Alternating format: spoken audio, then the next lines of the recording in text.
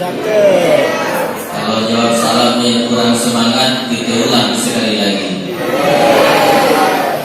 Assalamualaikum warahmatullahi wabarakatuh.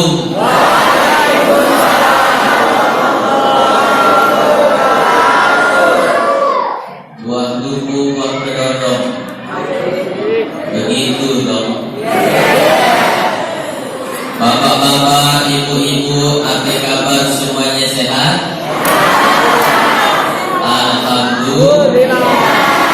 Alhamdulillah.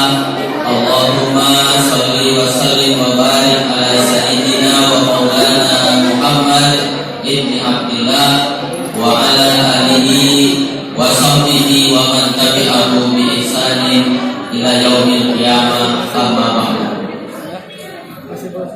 Bapak Kepala Desa Munggu yang kita hormati, Bapak Mulyadi, Ketua Kelompok Sadar Wisata Pokdarwis Bapak Tony Akbar MPD, kemudian Penghulu Hide Desa Munggu Bapak Haji Aiztajuddin atau yang diwakili tadi oleh Pak Iskandar, kemudian yang kita muliakan Ketua MUI Kabupaten Langgar Bapak Kiai Lukman Qasim, hadirin hadirat muslimin muslimat, mohon maaf tidak bisa disebutkan semuanya, karena kalau saya sebutkan semuanya itu saya bukan ceramah tapi ngabsen.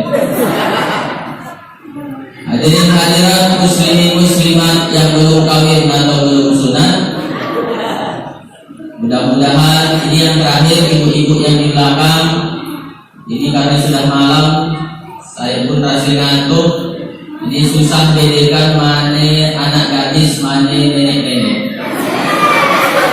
Tapi kalau lihat dari situ nampaknya nenek-nenek semuanya. Kalau saya lihat ibu-ibu dibandingkan dengan bapak-bapak, ini lebih banyak ibu-ibu daripada bapak-bapak. Apakah di Desa Munggu satu bapak dua ibu?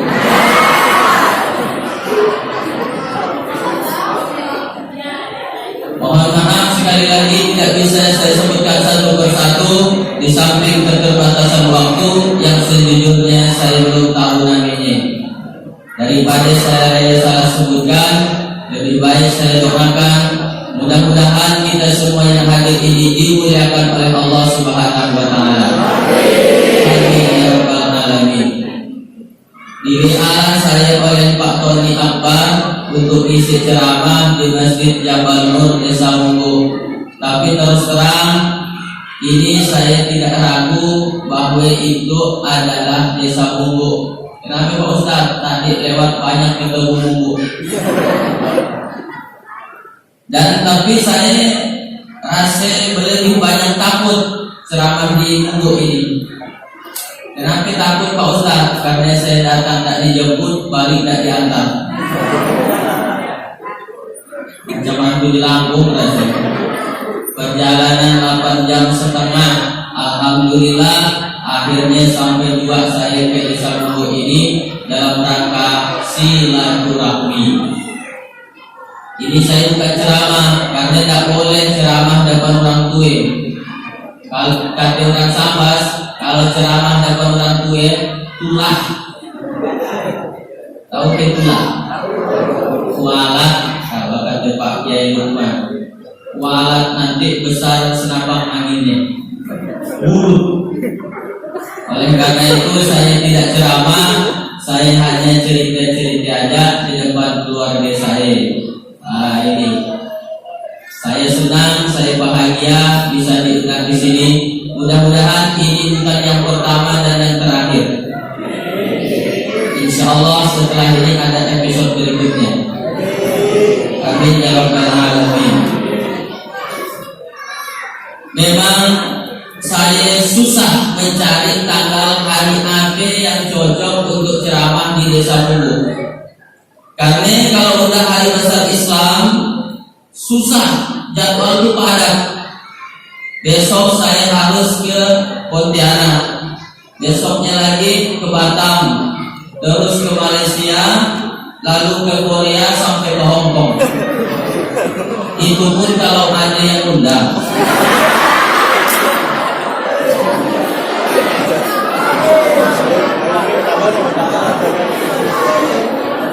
Kalau tidak ada yang undang, mau ngapain kita di situ?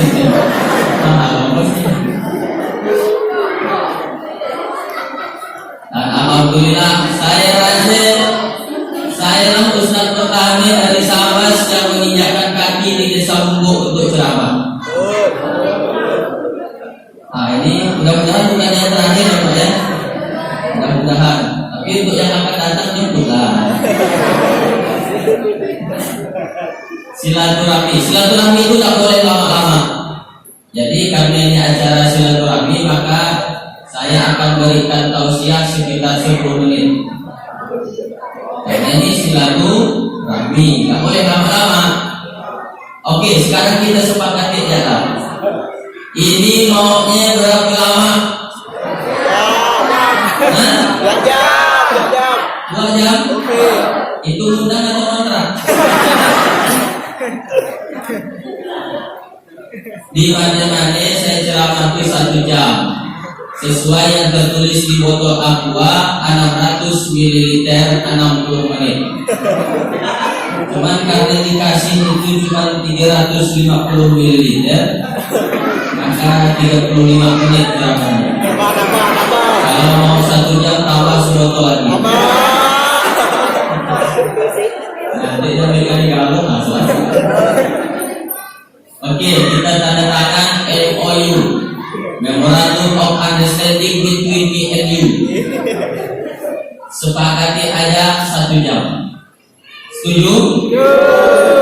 Dah setuju? Sudah salah ceramahnya. Dah setuju semua. 1 jam tadi mulai jam 8.30. Insya Allah selesai jam 9.30. Tapi kalau saya lihat ada 2 orang muak, langsung saya berhenti.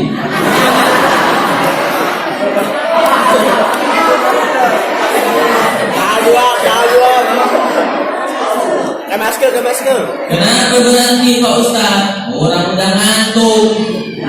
Nggak ada lagi gunanya ceramah lama-lama. Percuma kita ceramah di atas bawah api-api, di bawah biarin air. Lu atau di samping. Bagus kita duduk. Ini acara udah malam. Acaranya banyak. Pembukaan, pembacaan ayat suci Al-Quran, sambutannya pun tidak banyak dan ringkas-ringkas. Saya itu pernah ceramah di sebuah tempat, kata sambutannya itu sampai 12. Semua ini mau sambutan RT, sambutan dusun, sambutan KD, sambutan pengurus masjid, sambutan ketua panitia, sambutan ketua agama, sambutan ketua masyarakat, sambutan Pak Camat, semuanya mau sambutan. Udah jam 11, barulah ada pembawa acara, barulah kita dengarkan ceramah yang akan disampaikan oleh Ustaz Hatoli. Saya lihat orangnya terkuak-kuak semuanya. Dalam hati saya, apa judul ceramahnya? Begitu saya diri, langsung dapat judul ceramah. Apa judul ceramahnya? Bismika Allahumma a'lam.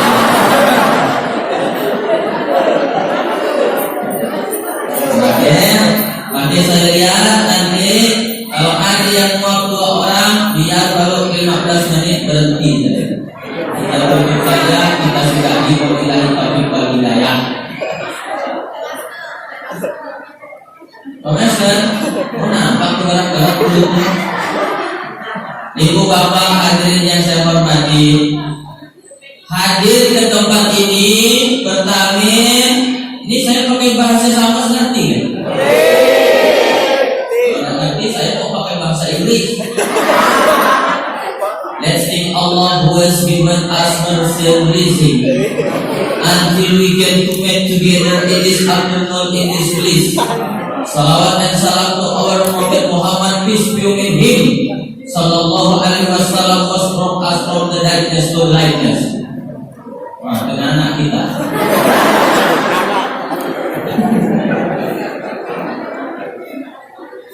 Bahasa sahabat ngerti ya? Insyaallah yang nggak ngerti ngaku kan, biar cepat selesai nih ceramah. Oke, jadi pertama niatkan hadir ke majelis ini untuk silaturahmi. Apa kata Nabi? Man arada ayyubasatalahu fi rizqihi wa yusa'alahu fi asarihi falyasil rahimah. Siapa orang yang ingin dilapangkan rezekinya, dipanjangkan umurnya, falyasil rahimah, hendaklah dia sambung silaturahmi. Begitu silaturahmi, langsung Allah beri rezeki. Mana rezekinya? Sudah ada di depannya masing-masing. Silakan makan. Makan. Saya ceramah ini bebas.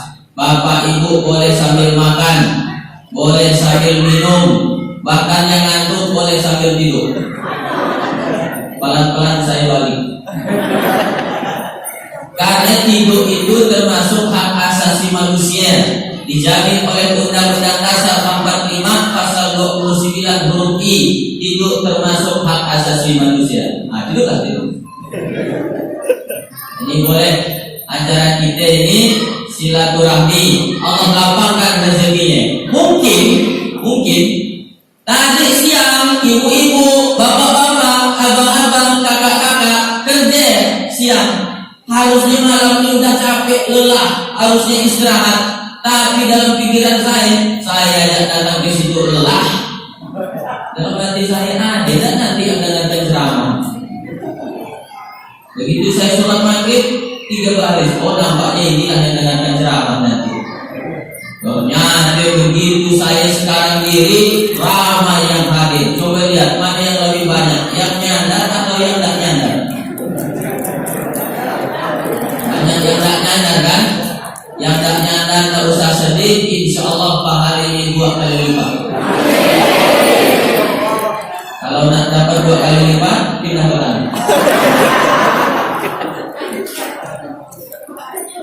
Nah, ini dia. Maka saya doakan semuanya jamaah yang hadir ini. Karena tadi siang udah kerja, malam harus istirahat, tapi tetap mau hadir ke masjid ini. Saya doakan pulang dari sini besok dan seterusnya rezekinya makin dilapangkan oleh Allah Subhanahu wa Ta'ala. Yang sakit-sakit disembuhkan sakitnya oleh Allah Subhanahu wa Ta'ala. Yang sudah tua umurnya belum kawin-kawin, pulang dari sini mudah-mudahan kawin langsung. Yang sudah kawin mudah-mudahan bisa kawin sekali lagi. Kalau bininya yang lama udah mati, kalau yang masih hidup tak usah lah, jaga itu.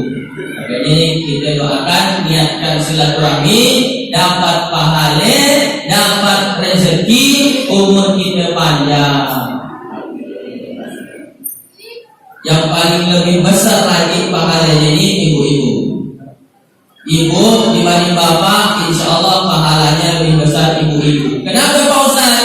Karena perjuangan ibu-ibu datang ke masjid ini lebih besar daripada bapak-bapak. Apa perjuangan ibu-ibu?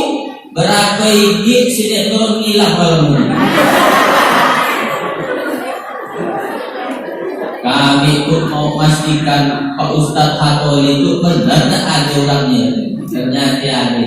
Dan disebutkan saya ganteng kan dia. Betul? Nah, mungkin nanti saya. Oh iya, saya belum kenalkan diri saya. Banyak yang bertanya, ini Ustadz nih dari mana? Berapa umurnya? Dan nikah belum? Ini banyak pertanyaan. Daripada ibu balik penasaran, lebih baik saya jelaskan sekarang. Nama saya Ustadz Hatoli SSCMH. Lahir di Kecamatan Galing tanggal 5 Januari 1992. Berarti sekarang umur saya 29 tahun. Insya Allah saya meninggal 2055. Itu rencana. Kenapa? Oh, rencana boleh lah. Namanya juga berencana. Keluarga berencana, KB, 2 anak cukup. Saya tidak setuju tuh. KB 2 anak cukup, tidak setuju saya. Saya lebih setuju 2 istri cukup. Nanti kalau saya jadi presiden mau saya buat program KB itu 2 istri cukup. Pasti yang nyoblos saya bapak-bapak semuanya. Ibu-ibu dikoyaknya kertas suara dulu. Agak sesat tampaknya itu. Saya berencana meninggal 2055. Sekarang umur 29, berarti tinggal 34 tahun lagi. 29 tambah 34 sama dengan 63. Sama macam umur Nabi Muhammad Sallallahu Alaihi Wasallam. Jadi umur kita ini, umat Nabi Muhammad rata-rata 63. Yang malam itu sudah 62 tahun 11 bulan. Itu tinggal sebulan lagi. Yang malam itu sudah 62 tahun 11 bulan 27 hari. Tinggal 3 hari lagi. Yang dah 63 tapi belum mati-mati sampai tahu kalau subuh. Yang dah lewat 63 banyak-banyak istighfar lah. Makan sana pakai pantangi aja. Radak-radak aja. Makan-makan aja lah. Nggak jelas limit waktunya itu. Tapi soal ajal ini kita tidak ada yang tahu. Yang muda-muda jangan melihat orang tua umur 70 tahun. Berapa umurnya lagi? 70 tahun. Tahun lagi. Tidak boleh. Karena banyak kejadian ada bapak-bapak periksa kesehatan ke dokter. Periksa jantung sehat, paru-paru sehat, ginjal sehat, otak sehat. Surat keterangan Anda sehat, kata dokter. Nih Pak, surat keterangan Bapak sehat. Sehat semuanya Pak Dokter, sehat. Nih suratnya.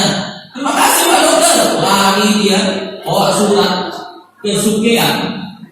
Aku sehat. Langgar rokok mati.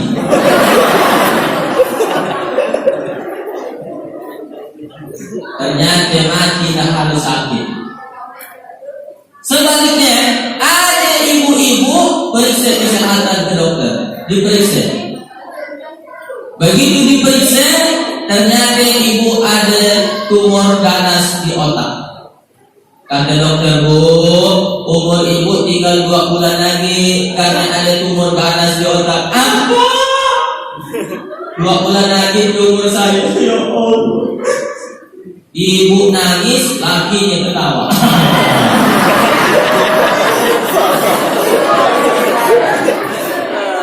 Kenapa lakinya ketawa? Hah? Apa tadi ya?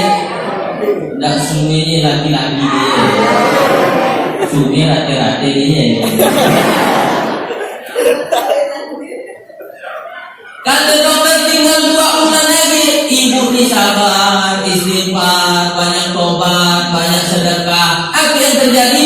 Udah 2 tahun tak mati-mati.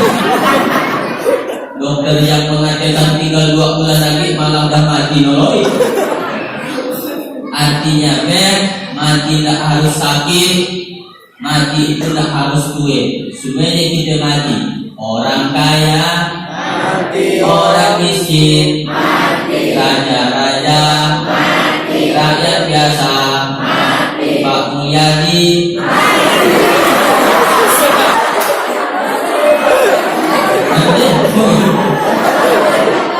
Nanti juga Bapak nanti.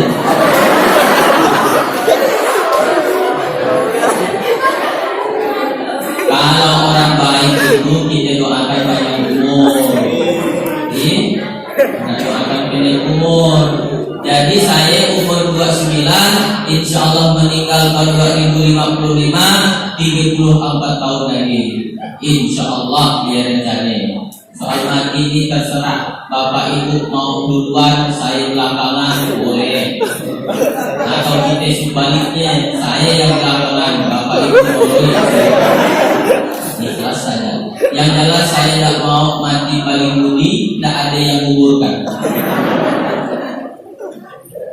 Kalau mati itu pakai abjad, oh gampang kita nunggunya. Gampang nunggunya.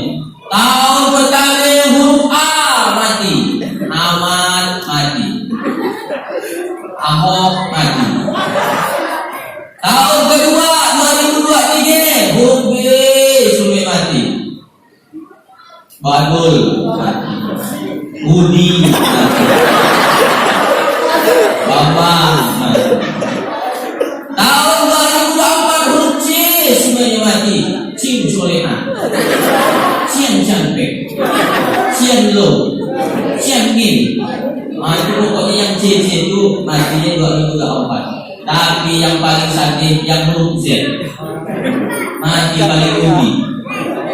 Sifat yang menguburkan mati seorang nanti. Nah, itu rencana. Kemudian saya beraktivitas sehari-hari sebagai dosen, sudah disebutkan tadi. Kemudian, ini yang penting bagi ibu-ibu, saya sudah menikah. Mudah-mudahan tidak ada yang kecewa. Hati-hati, saya baru nikah sekali, masih ada 3 kursi kosong. Nah, lanjut ke cerita silaturahmi. Jadi datang ke sini dapat pahala silaturahmi. Yang kedua, niatkan untuk menuntut ilmu. Menuntut apa, Bu? Ilmu. Nah, ini suaranya udah robek nih. Saya ceramah itu tergantung jamaah. Kalau jamaahnya semangat, saya pun tetap semangat. Nuntut apa, Ibu?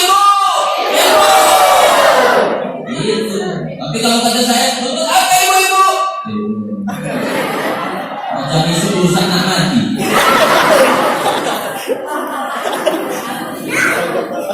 Nuntut apa, Ibu? Nuntut apa, Pak? Sampai suaranya. Gitu. Ustaz Hatoli ceramah pun tergantung 3 faktor. Pertama, faktor jamaah. Kalau jamaahnya semangat, saya tetap semangat. Yang kedua, faktor mikrofon. Kalau mikrofonnya bagus macam ini, semangat saya ceramah. Ini jawabannya udah nangkap mikrofon. Kadang hampir saya sompol.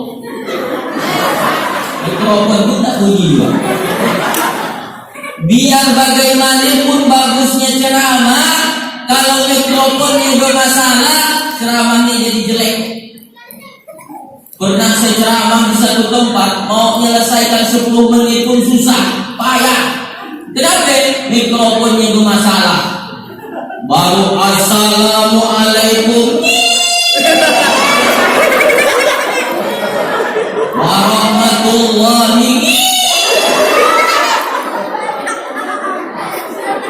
Ini bagus kan mikrofonnya. Salonnya kita itu. Yang kita beli salon ini kita doakan masuk surga. Bisa dengan salon-salonnya sekali. Niatkan untuk nuntut ilmu datang ke sini. Ada jaminan dari Nabi. Apa kata Nabi? Man salak, ini hadis riwayat Muslim. Man salaka tariqan yaltamisu fihi ilman. Siapa yang keluar rumah menempuh jalan untuk mencari suatu ilmu, sahalallahu lahu fihi tariqan ilal jannah, maka Allah akan mudahkan baginya jalan menuju surga. Yang di dalam masjid insyaallah di akhirat nanti masuk surga semuanya. Kecuali yang di luar. Yang di luar pun nanti di akhirat nyampe juga ke masjid, ke surga, tapi di teres surga.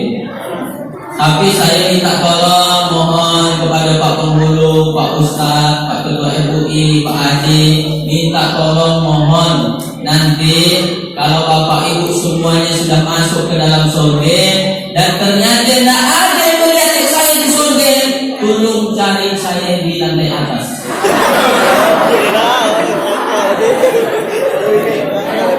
Mungkin surga saya itu VIP, very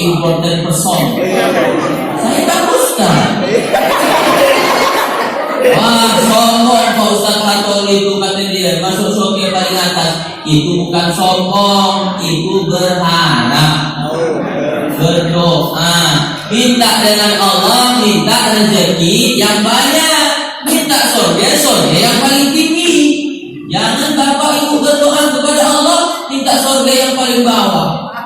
Ya Allah, masukkanlah aku ke dalam surga. Di emperan itu tak apa-apa. Sana di emperan masuk angin. Gitu juga kalau minta rezeki, jangan minta yang sedikit, minta yang banyak. Jangan berdoa, ya Allah berilah aku rezeki sedikit saja. Minta yang banyak. Allahumma rzuqna, berikanlah rezeki, rizqan wasi'an mubarakan thayyiban. Minta rezeki yang banyak, luas, barokah. Iya. Oh, karena Allah omongan dulu. Gitu. Iya, gitu. Mohon maaf Pak Ketua MUI, ini karena saya pakai bahasa Sabah mungkin beliau kurang familiar. Tapi insya Allah pahamlah dia. Nanti saya buatkan videonya, ada terjemahannya juga Pak. Pakai bahasa Jawa insya Allah. Bukan bahasa Jawa. Nah, ibu bapak, jadi hadir ke sini nuntut ilmu. Dan saya sarankan nuntut ilmu ini hukumnya adalah wajib bagi setiap muslim. Fardhun, kewajiban bagi setiap muslim utlubul ilma. Kewajiban menuntut ilmu adalah bagi setiap muslim, baik juga muslimah. Jangan sampai tak sekolah. Sekolah, Pak Ustaz ialah orang kaya bisa sekolah. Saya bukan orang kaya. Orang tua saya SD pun tidak tamat. Bahasa Indonesia tidak lancar. Pernah saya bawa ke Jakarta 2 kali waktu wisuda S1 dan S2. Tidak lancar dia bahasa Indonesia. Saya bawa belanja pakaian. Apa dia ngomong sama orang yang jual pakaian? Pak, berapa baginya suti?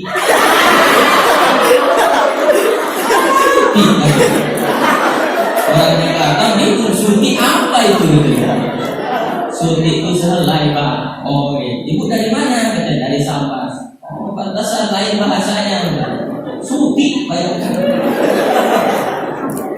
Tidak lancar dia bahasa Indonesia. Saya 7 bersaudara. Saya ini 7 adik-beradik. Saya, istri saya 14. Kenapa ketawa? Kesinggung saya. Bagus banyak anak itu. Jangan 2 anak cukup. Oh, 1 kesatron, 1 kedalam, habis anak. Anak istri saya 14 beradik, adik-beradiknya 14. Bagus anak banyak. Kalau anak banyak 14, 1 kesetrum masih ada 13. 1 kedalam masih ada 12. Coba kalau cuma 2, 1 kesetrum, 1 kedalam, habis. Makanya banyak-banyak anak. Siapa? Dari Indonesia tidak yakin. Banyak anak, banyak rezeki. Apa kata Nabi? Aku akan bangga kalau nanti di hari kiamat umatku yang paling banyak. Aku akan bangga, kata Nabi. Tapi tentu anak yang banyak, yang berkualitas, yang berpendidikan. Percuma juga kalau anak banyak tapi bodoh. Anak 10 tapi angus. Yang satu berjudi, yang satu perampok, yang satu melarikan anak orang, yang satu membunuh. Makanya banyakkan pendidikan, nuntut ilmu, belajar. Ayat yang pertama kali turun bukan tentang sholat. Ayat yang pertama kali turun bukan tentang zakat, bukan tentang puasa, bukan tentang haji, tapi iqra bismi rabbikal ladzi tentang belajar. Orang tua saya tidak kaya, tapi apa orang tua saya ngomong? Hatoli, bapakmu memang bukan orang kaya, tapi Allah Tuhanmu kaya. Sekolah kau, adik-adik nanti rezekinya. sekolah saya sampai sekarang sedang kuliah S3. Dari mana rezekinya? Min haitsu la yahtasib, dari jalan yang tak pernah kita sangka sebelumnya. Makanya bapak-bapak, anak-anaknya itu dimotivasi supaya sekolah. Nah, bapakku ini cuma tamat SD, kau harus sarjana. Bapakku ini cuma Pak RT, kau jadi camat. Di Landak ini tidak ada camat dan Islam. Kau harus jadi camat. Itu jangan dilamahkan semangatnya. Nah, bapakmu ini bodoh. Kau harus lebih bodoh dari dia.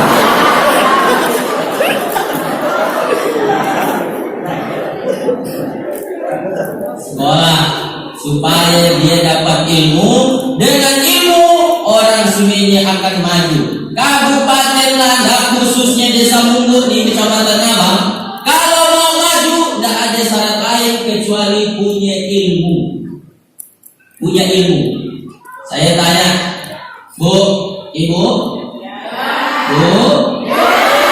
Bu, Ibu kalau ditawarkan antara ilmu atau harta, Ibu pilih ilmu atau harta? Ilmu. Keren.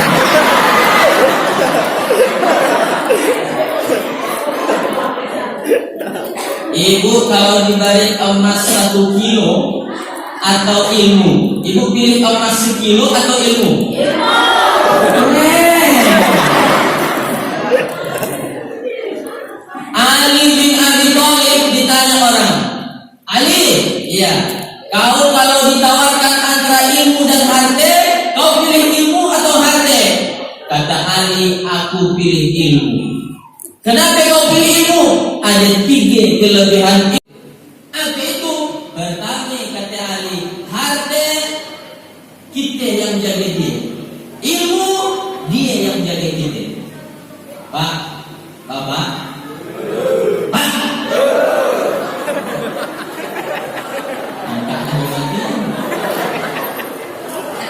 Bapak punya duit di rumah 5 juta, disimpan di laci, lacinya dikunci, lacinya di dalam kamar, kamarnya dikunci. Udah berapa kuncinya? 2. Kamarnya di dalam rumah, rumahnya dikunci. Rumahnya di dalam pagar, pagarnya dikunci. Pas nyampe di pasar, kuncinya hilang. Payah jadi harta. Tapi ilmu dia yang jaga kita. Makanya Ali, aku lebih pilih ilmu, kata Ali. Yang kedua, kata Ali, dengan ilmu aku bisa cari harta, tapi dengan harta belum tentu aku dapat ilmu. Contohnya, Ustaz Hattori pergi ceramah ke Pontianak, tidak bawa duit, balik dapat duit, anak balik amplop, tapi tentu amplop ada isinya. Di Masjid Jabal Nur ini tidak yakin.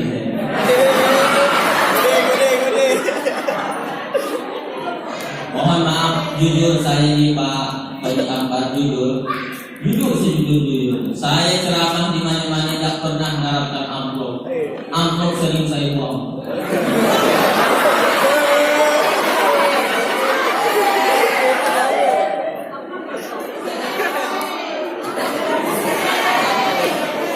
Serius ini. Beberapa masjid di beberapa tempat saya ceramah tidak pernah mengharapkan amplop. Dan panitia pun tidak ada berikan amplop. Jadi saya diam aja. Kenapa tidak diberikan amplopnya Pak Ustaz? Di transfernya. Dengan ilmu kita bisa cari harta. Tapi dengan harta belum tentu dapat ilmu. Di kampung saya ada orang kaya tukang tambak ikan. Dia kaya tapi dia tidak punya ilmu, tidak tahu baca. Disuruh baca sama anaknya, Pak, baca Pak, ngeje, disuruh ngeje. P S also so D E D E N. Apa bacanya ya? Odol.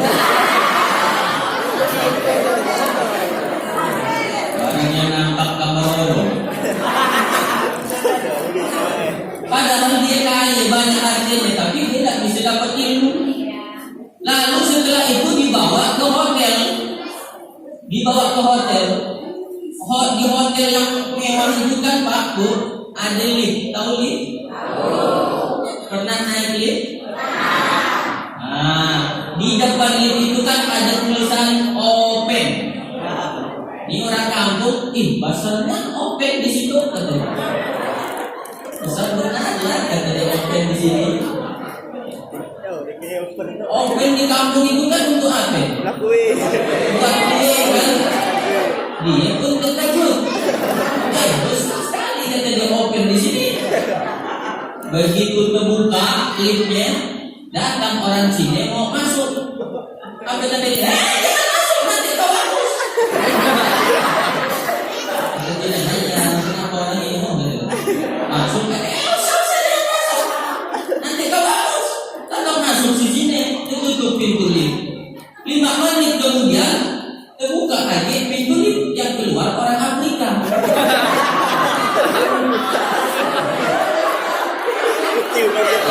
Dia udah bilang jangan masuk.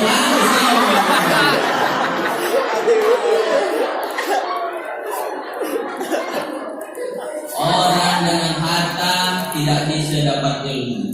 Belum tentu dapat ilmu, tapi dengan ilmu insya Allah bisa dia dapat harta.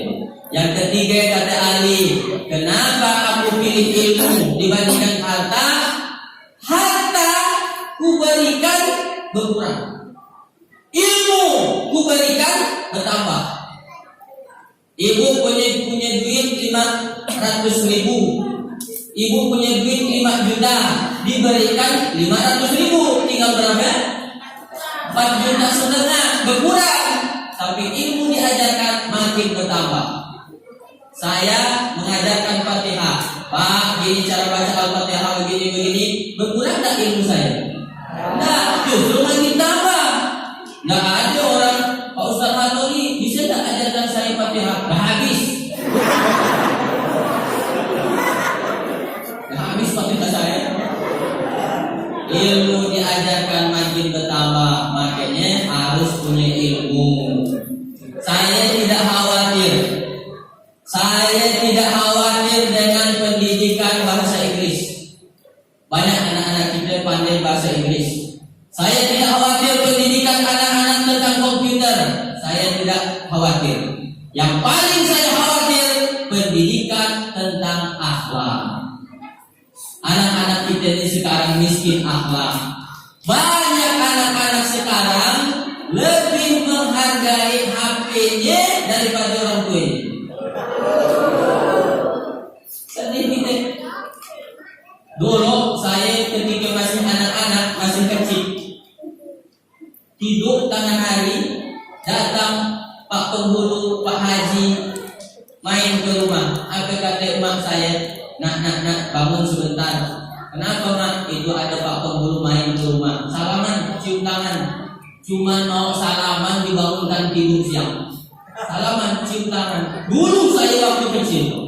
Sekarang saya jadi ustaz. Main ke rumah teman saya, anaknya main HP semua. Kata bapaknya, nak salam dulu sama Ustaz Hattori. Nggak mau. Salam dulu lah bentar. Nah, saya disuruh cium tangan. La ilaha illallah. Akhlak. Maka saya nggak bangga. Wah hebatnya anak Pak Ustaz itu masih SD nggak pandai bahasa Inggris. Apa istimewanya? Banyak anak orang kecil-kecil udah pandai bahasa Inggris. Kalau tak saya pergi ke Inggris. Kecil-kecil biar sibuk bahasa Inggris. Hebat ya, Pak Adi itu masih kecil dan pandai bahasa Jepang. Oh tak heran, di Jepang kecil-kecil bahasa Jepang. Yang kita harus kagum ketika ada anak-anak kecil jumpa dengan orang tua. Assalamualaikum, cium tangan. Tadi saya datang ke situ, anak-anak salaman dengan saya. Assalamualaikum, abang Ustaznya. Di situ di desa Bungkuk, di tempat lain pernah saya ceramah, ketemu anak-anak rambutnya macam durian. Anjingnya dia 6. Sini 3, 3, alis 1, hidung 1, bibir 1. Dia yang makainya, kita yang minum. Jumpa dengan saya Ustaz bukan assalamualaikum, pekal. Pakai bahasa kau Ustaz. Bisa jadi foto. Saya tak biasa foto gitu. Tak suka saya foto gitu. Saya biasanya foto gitu. Ada siapa yang foto? Ada. Saya kalau diajaki oleh orang foto, gini kayaknya. Apa artinya ya Pak Ustaz? Tergantung siapa yang nanya. Kalau bini saya nanya, apa artinya itu Bang? Kaulah yang pertama dan terakhir. Kalau bini yang nanya, apa artinya itu Pak Ustaz? Bini baru 1. Kalau jamaah yang nanya, apa artinya Pak Ustaz? Allahu Ahad, Allah 1. Tergantung jamaah. Makanya anak-anak kita ini harus diberikan pendidikan akhlak. Dari mana akhlak pertama dia belajar? Dari orang tua ini. Jangan anak itu diajarkan gula. Tahu ke gula? Berbohong, diteleponlah kepala kampung. Nah, coba angkat itu telepon. Assalamualaikum, waalaikumsalam. Siapa ini Pak? Lah kampung, kepala desa, bisa bungku. Oh, ada bapaknya. Sebentar ya Pak. Pak, ini kepala kampung nelpon. Padahal kan bapak tidak ada di rumah. Maaf, kepala kampung kata bapak tidak ada di rumah. Tapi ngajarin anak pula dia. Nih, gara-gara pendidikan orang tua kepada anak, anak melakukan apa yang dilakukan oleh orang tua. Satu hari ada anak orang kaya udah 3 hari tak masuk sekolah, bolos. 3 hari tak masuk sekolah, bolos. Tak ada kabar di sekolah. Datanglah gurunya ke rumah. Ketahuan oleh ibunya, itu kan guru agama anak saya. Langsung didatanginya anaknya. Nak, kenapa Mak? Cepat kau bertampur di kamar. Apa yang bertampur di situ gitu? Sampai bertapuk. Sampai. Pokoknya bertampur. Bertampur itu tersembunyi ya. Kata si ibunya, nong, tampur kau di kamar. Kenapa Mak? Itu ada guru agamamu datang. Mama baru saja SMS gurumu. Mama bilang kau sakit. Tampur di kamar. Apa kata si anak? Justru Mama yang harus bertampur di kamar. Kenapa? Saya pun baru juga SMS guru saya. Saya bilang Mama mati.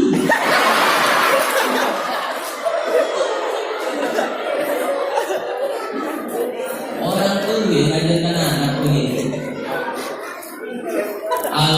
Madrasatul Ula, ibu adalah sekolah pertama bagi anak-anaknya.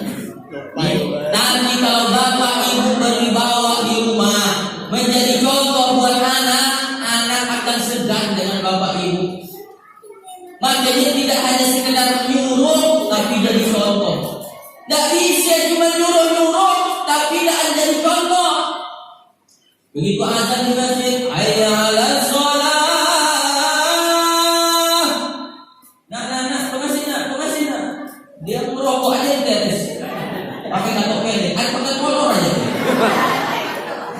Hayya 'alas shalah. Pengasih. Ayah tak pengasih. Oh, ayah berdoa asal. Tapi katanya dia kakak yang udah dewasa. Justru yang udah dewasa, udah besar, ibu yang harus ke masjid. Ibu tak bisa nyuruh anak ngaji kalau ibu tak ngaji. Nah, anak ngaji, mama tak ngaji. Mama mau nonton sinetron. Tak mempan perintah, tapi jadilah contoh. Insya Allah anak segan sama bapak ibu. Ada kejadian. Masih mau dengar ceritanya? Kita lihat jam berapa? Insyaallah. Masih 15 menit. Ada kejadian suatu hari terjadi perkelahian antara polisi dengan tentara di pasar. Pernah tidak bayangkan polisi dengan tentara berkelahi di pasar? Ketika mau dilerai, makin kuat berkelahi. Masing-masing keluarkan senjata. Orang di pasar semuanya ketakutan, ketakutan.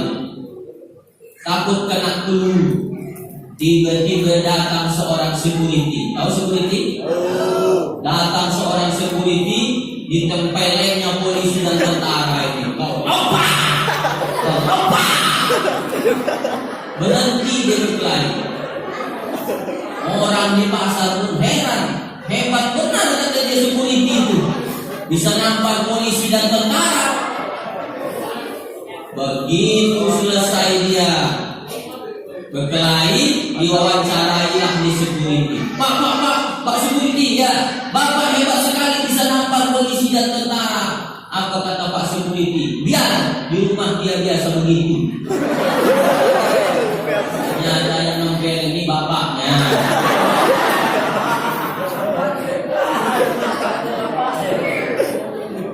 Kalau security lain, udah makan itu Pak. Apa artinya? Apa pesan dari sini? Pesan dari sini adalah orang tua kalau berwibawa, anak akan segan kepadanya. Apapun jabatannya, apapun jabatan anak, kalau orang tua sudah menjadi teladan, insya Allah sampai meninggal dia akan tetap menghormati orang tua, menghormati orang yang sudah pernah berjasa di dalam hidupnya. Di sini kabarnya ada orang raja yang sangat berjasa di desa ini. Siapa namanya? Syekh Abdul Qahar. Kita selaku orang yang diwarisi mestinya berterima kasih atas beliau, atas jasa-jasa beliau. Minimal kita doakan beliau. Kita kirimkan Al-Fatihah. Nyampai pahalanya Pak Ustaz kalau kita kirim, nyampai. Nggak yakin aku nyampai Pak Ustaz. Kalau kau nggak yakin nyampai, kau mati ya tuh. Nanti aku bacakan Fatihah, tunggu di sini.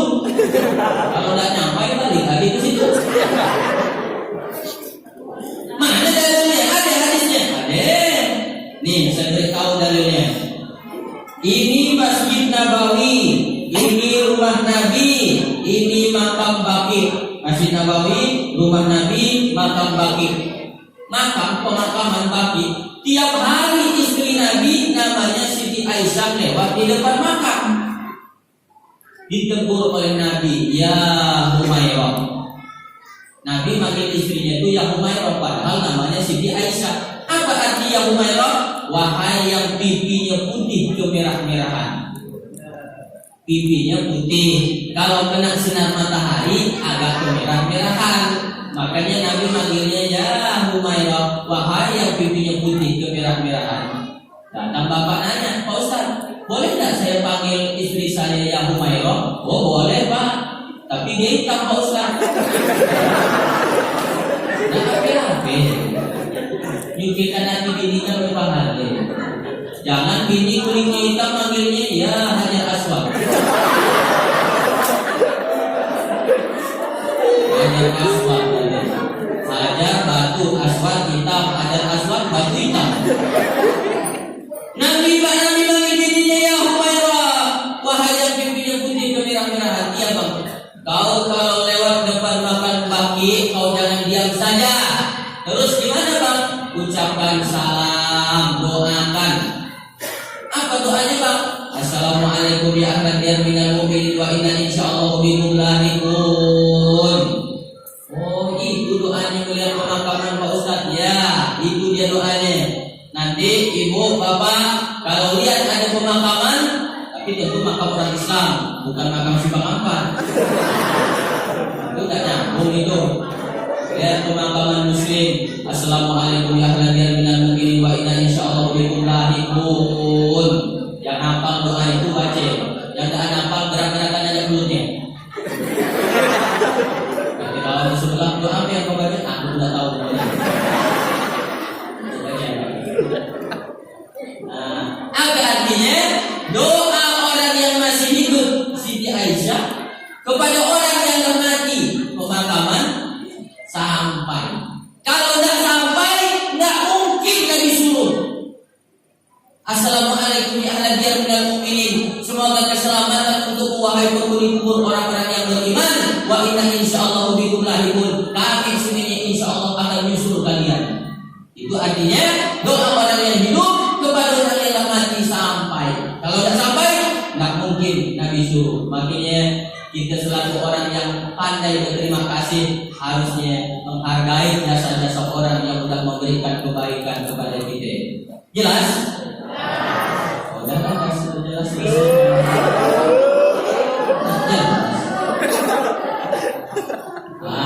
Pokoknya intinya untuk ilmu. Datang di sini niatkan untuk ilmu. Sekolahkan anak-anak kita. Jangan sampai patah semangat tidak sekolah. Karena hanya dengan ilmu, insya Allah kita pandai menghargai orang. Coba lihat, ilmu itu terdiri dari 3 huruf: ain, lam, mim. Ain, mulutnya terbuka. Apa artinya? Orang yang berilmu terbuka masa depannya. Orang yang berilmu terbuka wawasannya. Tapi yang tidak punya ilmu sama wawasannya. Lam, lam menjulang tinggi ke atas. Apa artinya? Orang yang berilmu diangkat derajatnya oleh Allah Subhanahu wa taala. Yarfa'illahu alladhina amanu minkum walladzina utul ilma darajat. Allah yang angkat derajat orang yang beriman dan berilmu. Contohnya Ustaz Nabawi. Datang ke situ, datang ke desa Unggul, diangkat derajatnya karena berilmu. Walaupun tidak banyak, adalah sedikit. Walaupun saya datang terlambat, tetap ditaruh di depan. Bagi undangan, acara kawinan, acara akikah, datang saya terlambat. Ustaz Antoni selamat datang. Alhamdulillah datang mau ke acara akikah anak kami, langsung ditaruh di ujung. Lauknya kepala kambing.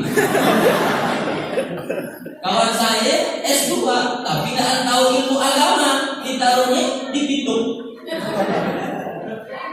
di pojok. Kalau tidak tahu pitung itu pojok. Apa lauknya? Taruh nasi. Orang yang beriman dan berilmu di antara kamu, Allah yang angkat derajatnya. Mim, mim, ekornya ke bawah. Apa artinya? Orang yang berilmu itu tawadhu. Tidak ada orang berilmu ketantang, ketenteng, sombong. Salah, salah, salah, salah. Semuanya orang disalahkan. Diamnya salah Pak, dindingnya salah, lehernya salah, mikrofonnya salah. Yang betul gimana Pak? Yang betul aku tidak tahu, pokoknya kita salah. Biasa. Nanti orang kadang di kampung. Kalau ada di kampung Munggu, nanti yang berangkat antum kan malah bisa. Orang yang sombong itu kalau ngomong aku, masjidnya bagus Pak. Oh kalau udah aku udah bagus gitu. Kampungnya sekarang bagaimana Pak? Oh kalau udah aku persis macam iblis. Iblis itu kan, kenapa kau tak mau sujud kepada Adam? Kata Allah, ana khairun minhu, aku lebih mulia daripada Adam. Aku kau ciptakan dari api, Adam kau ciptakan dari tanah. Jadi Bapak Ibu harus tahu bahwa kita tercipta dari tanah. Kalau tidak percaya, buktikan sendiri. Lihat tangannya ratak-ratak macam tanah, digores keluar tanah, dicium bau tanah, mati masuk dalam tanah. Jadi kita ini tercipta dari tanah. Pak Ustaz, tanah itu kan sifatnya lembut, betul. Sifatnya baik, memang. Sifatnya tawadhu, betul. Kenapa ada kawan kita yang jahat? Itu dia tercipta dari tanah juga, tapi tanah sengketa.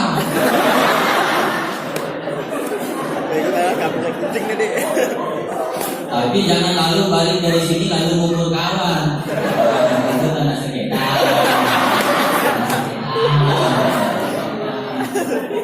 Gitu. Dengan ceramah itu untuk mengukur diri kita sendiri, bukan untuk mengukur orang. Iblis itu aku lebih mulia daripada Adam. Siapa lagi? Fir'aun. Ana rabbukumul a'la. Akulah Tuhan kalian. Aku.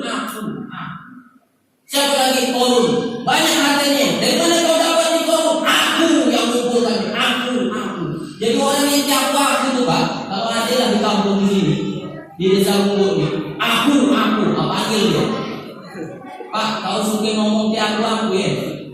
Di dalam Al-Quran ada 4 yang suka ngomong di aku. Siapa itu? Pertama iblis, kedua Fir'aun, ketiga Korun, keempat bapak.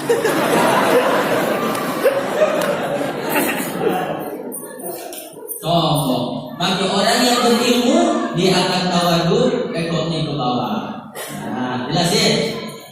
Pertama tadi silaturahmi, yang kedua nuntut ilmu, yang ketiga. Karena acara ini silaturahmi, bentar, habis 20. Masih 5 menit. Terus. Ini saya. Masa disuruh terus. Saya kan ustaz bukan tukang parkir.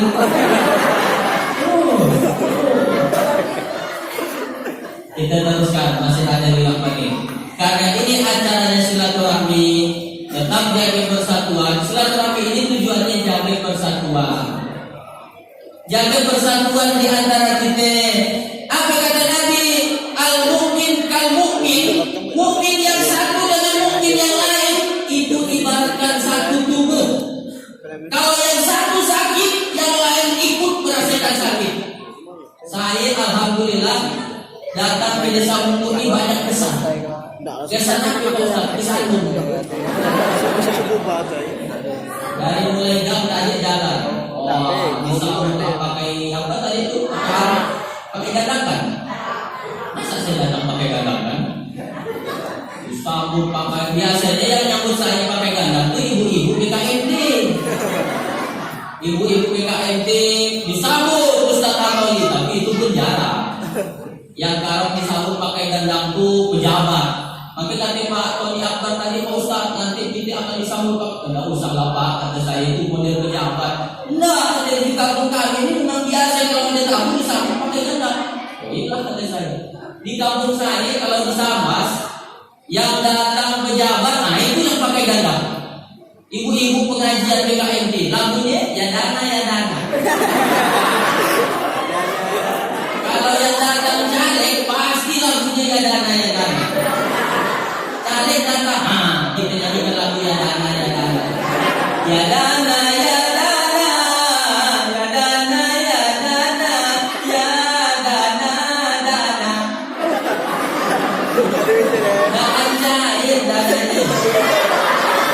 Kenapa? Backing vokalnya salah. Tidak.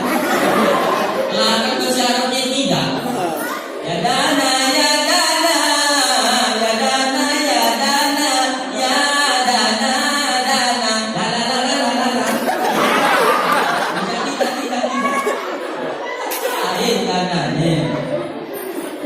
Tapi saya kabur salut bangga disambut sampai pakai gandang begitu rasanya macam pejabat.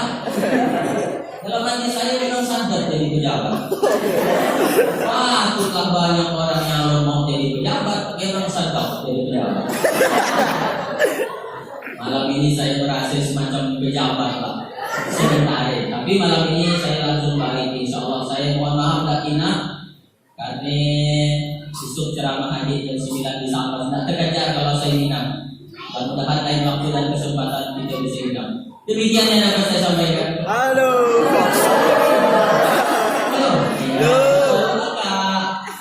Selesai masih. Kita lanjutkan. Jadi jaga persatuan, kita ini ibarat satu tubuh.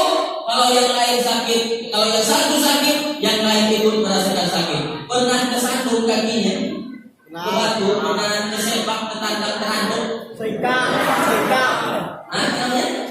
Kesimpak. Seika. Yang pokoknya begitu kesandung kaki ke batu, berdarah, ngalir darah, mulut bilang aduh, air mata ngalir. Satu yang sakit, yang lain ikut merasakan sakit. Begitu harusnya kita. Ibarat satu tubuh, jangan suka melihat orang susah. Jangan susah melihat orang suka.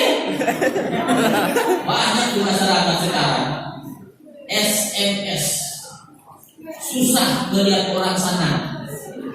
Senang melihat orang susah.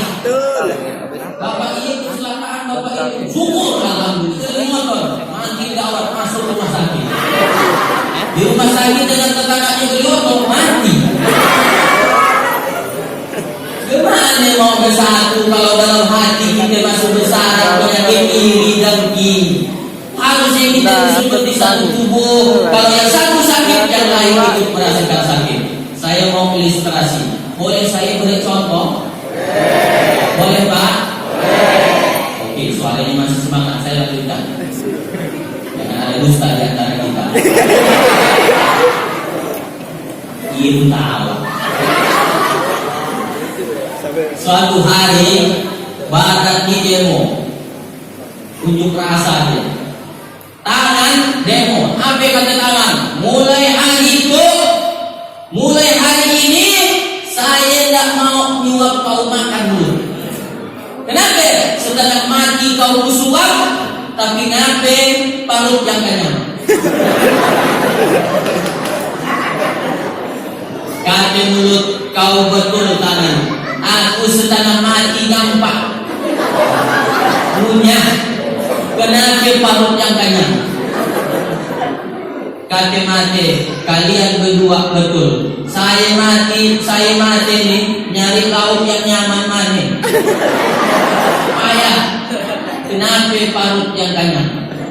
Kata kaki, kalian bertiga betul. Saya kaki, bolak-balik keluar rumah nyari rezeki. Kenapa perut yang kenyang? Mereka pun melakukan rapat darurat. Wahai tangan, wahai mulut, wahai mata, wahai kaki, kita dah rapat darurat.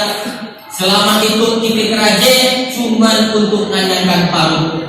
Mulai hari itu kita mau berhenti makan. Apa yang terjadi? Hari pertama masih kuat.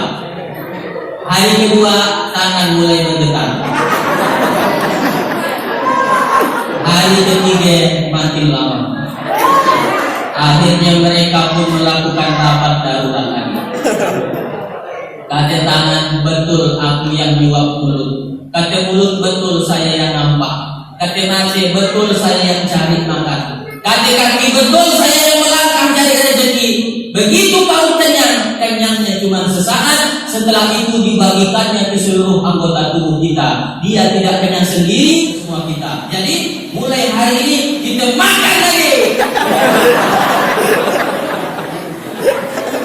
Apa yang mau Pak Ustaz sampaikan dari kisah ini? Jangan merasa hebat sendiri. Bagaimanapun kita perlu dengan orang lain. Jangan merasa berjasa sendiri. Bisa tak ada balak kampung kalau tak ada masyarakat? Masyarakat juga begitu, akan kacau kalau tidak ada pemimpinnya. Kita satu sama yang lain ini perlu, maka tak boleh kita iri dengki sehingga kita tidak bersatu. Ada kemajuan untuk desa kita dukung. Pokdadis, kelompok dasar wisata harus kita dukung selama untuk kemajuan daerah kita. Siapa lagi kalau bukan kita? Jelas? Maka silaturahmi momennya, jaga persatuan. Yang kedua kali tadi dua. 1, 2, 3, 4. Yang keempat, silaturahmi ini harus menjadi ajang minta maaf. Pernah tak di antara kita ini yang tak punya salah? Coba tunjuk tangan yang tak pernah punya salah sama orang. Ada? Tak ada? Banyak salahnya? Banyak atau banyaknya? Banyak benar lah Pak. Mungkin ibu bapak bertetangga, ini saya lihat rumah orang di sini dia pempek. Di rumah kita rumah dia juga. Itu saya diajak sama istri saya, Pak. Kata dia, Bang, kita beli rumah yang di PU itu ada mau kata saya, masa di rumah kita di rumah dia juga, nanti kita berisi aja kedengaran juga. Hidup bertetangga pasti terjadi pergesekan, mungkin pernah menggeser patok tanah sampai berkelahi. Saya benci sama bapak itu Pak Ustadz. Kenapa? Gara-gara dialah saya tidak punya aliran bot. Digesernya patok tanah, pertama sejengkal, tahun depan sejengkal lagi. Akhirnya saya tidak punya bot, banjir terus-terusan. Makanya minta maaf. Kata Nabi, siapa yang mengambil tanah orang sejengkal saja, ingat, dosanya dengan Allah langsung tobat kepada Allah. Tapi dosanya dengan sesama manusia belum Allah ampuni sebelum kita minta maaf dengan orang yang bersangkutan. Ibu mungkin pernah bersalah sama ibu tetangga. Bu, ini kan masih bulan Syawal hari ke-24 Syawal, masih momen baik untuk minta maaf. Saya minta maaf ya Bu ya. Kata si ibu, kesalahanmu dengan saya. Dulu waktu ibu jemur baju, saya lihat ada baju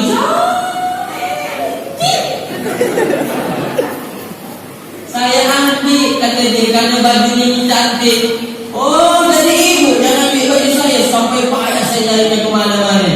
Iya lah Bu, saya yang ambilnya. Saya minta maaf ya Bu ya, maafkan saya Bu, jangan marah dengan saya Bu ya. Karena si ibu ini istri solehah, dimaafkannya. Tidak apa-apa, ibu ambil pakaian saya, tidak apa-apa, saya tidak marah. Kenapa ibu tidak marah? Karena saya dulu pun ambil 2 di tempat lain. Jadi kita berdua kejuri lah. Minta maaf. Udah habis oke. 9:35 lebih 5 menit. Udah ya? Jauh nih saya balik nih.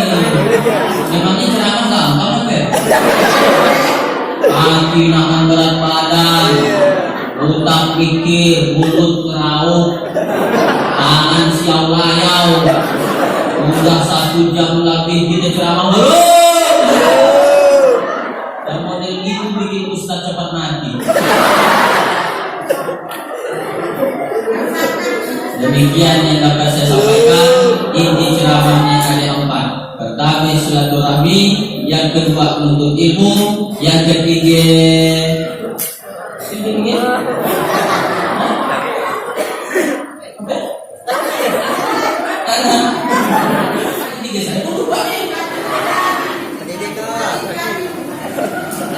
yang ketiga jaga persatuan, yang keempat ada berapa sebenarnya?